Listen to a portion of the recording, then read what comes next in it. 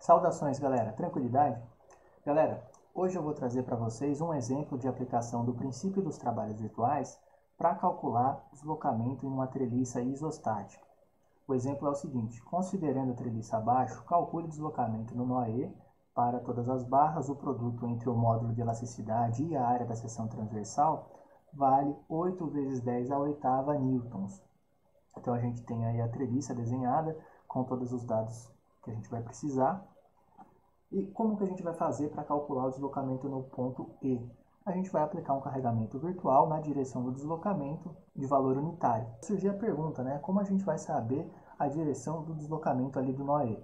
Como a gente tem um apoio móvel ali no ponto E, ele vai restringir o deslocamento na vertical e só sobra a possibilidade de deslocamento na horizontal, tudo bem? Por isso, então, a gente vai aplicar um carregamento virtual unitário na horizontal. Na sequência, eu pretendo fazer um vídeo também calculando o deslocamento no nó D. E isso é interessante porque, como no nó D você não tem uma restrição de deslocamento, não tem um apoio, esse deslocamento vai ocorrer não só na horizontal e também não só na vertical. Vai ser um deslocamento que vai ter uma outra direção qualquer, né? Então, acaba que você precisa calcular as duas componentes de deslocamento para descobrir o deslocamento total. É um exemplo interessante de cálculo também. Então, aqui a gente tem o carregamento real, aqui à nossa esquerda, e à direita o carregamento virtual, tá? O sentido desse carregamento, né, da esquerda para a direita, é arbitrário, eu que escolhi. Você poderia ter colocado no sentido contrário sem problema nenhum, tá bom? Com isso, a gente pode escrever, então, a equação relacionando o trabalho das forças externas com o trabalho das forças internas. Trabalho das forças externas igual ao trabalho das forças internas.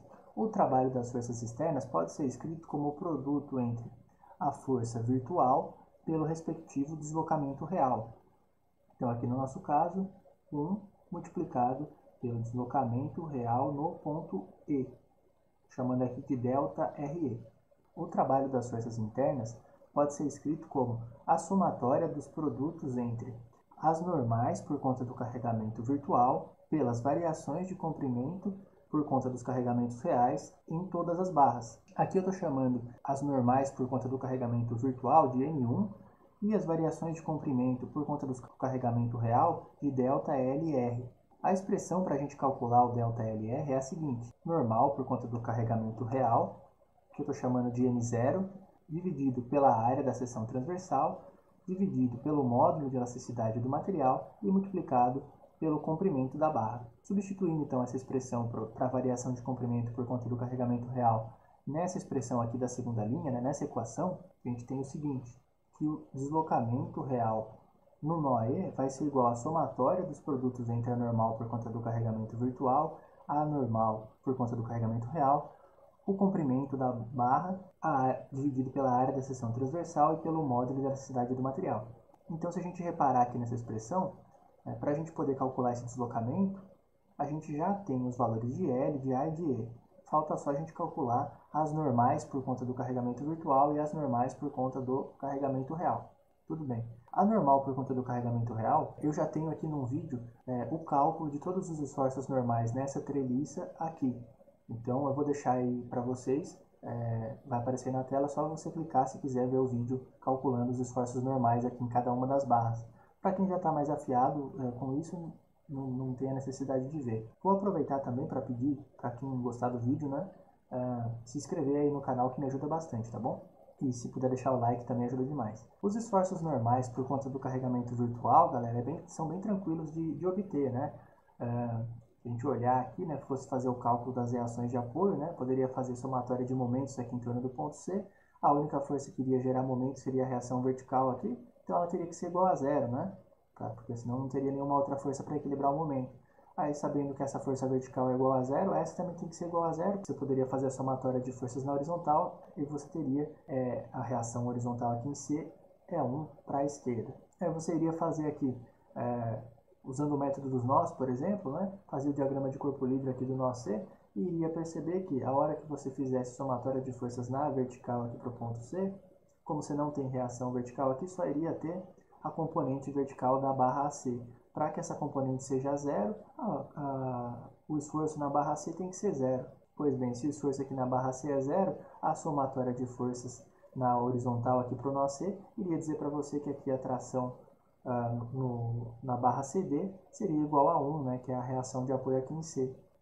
Olhando depois para o nó A aqui, como a gente já viu que o esforço na barra C é 0, e fora isso, a única barra que poderia fazer esforço vertical é a AD, ela também tem que ser 0. Se as duas aqui são 0, a única que poderia fazer esforço na horizontal seria a AB, então tem que ser 0 também.